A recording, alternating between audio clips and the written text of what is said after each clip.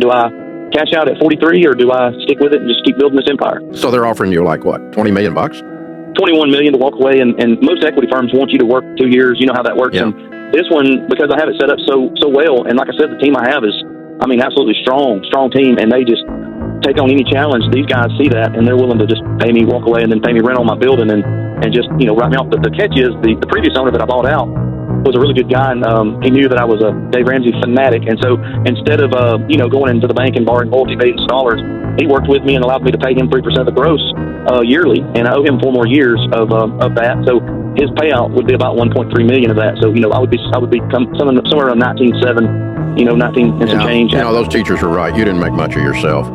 I didn't, and you know, I'm not. There's one book author that says, How old are you? I'm 42. You killed it, man. I'm so proud of you. Well, thank you, man. I've been doing envelopes, and my wife and I got on board, and you know, we didn't even do rice and beans. We didn't go that crazy with it. Could have got there a little quicker, but we still did some vacations. We didn't do loans on the vacations, but and I listen to a lot of these entrepreneurs, these motivational people standing in front of these jets and saying, you know, I'm talking about, you know, listen to if you're broke, listen to Susie Orman. If you're middle class, listen to Dave Ramsey. Well, I've been listening to Dave Ramsey, and I feel like it was not that hard. I mean, it was hard, but it was not that hard. And I didn't. Well, your teachers were wrong, and apparently those folk were wrong. I'm going to take the $20 million. I'm going to do this and this and this.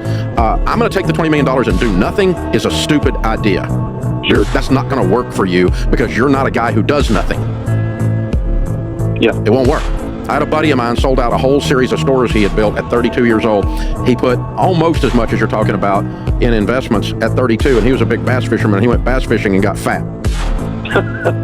And figured out that bass weren't that much fun.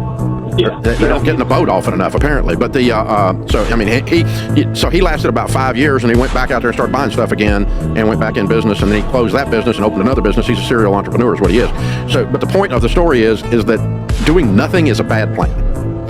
If end game is I get to do nothing with this money, then that's a bad plan. If you got something you really, really, really want to go do with it, that's fine. But you are a doer, and you're going to be unhappy with a doing nothing, no matter how much money's involved. Because if you eat enough lobster, it tastes like soap.